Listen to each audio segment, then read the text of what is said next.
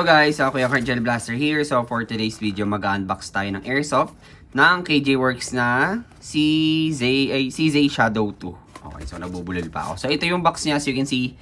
So mabigat siya guys, sa box pa lang.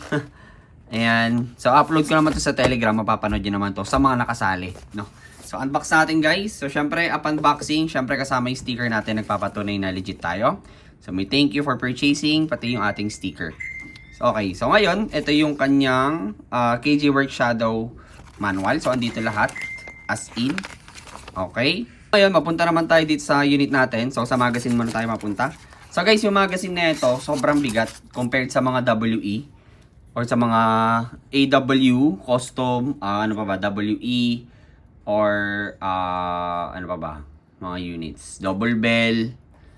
And actually, sobrang bigat na ito. Kung mako-compare ko sa iba. Iba yung bigat niya.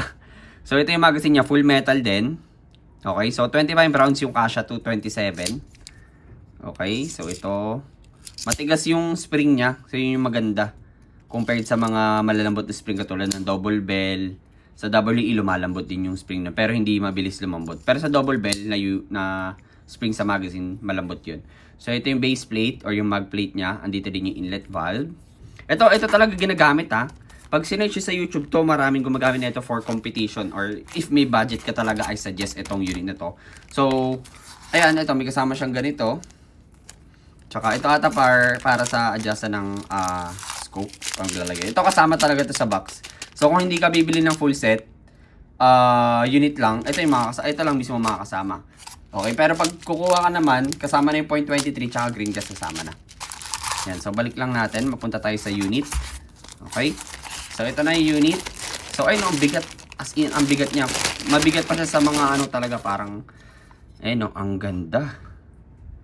Ganda, diba? Ang ganda ng blue.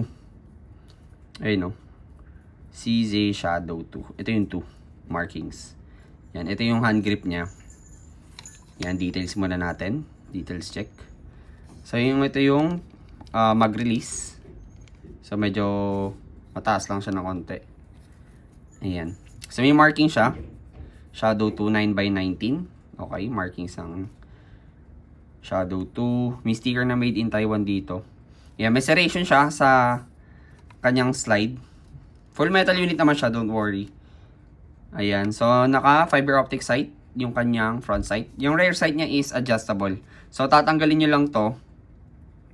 Okay, tsaka nyo palitan ng scope or optics.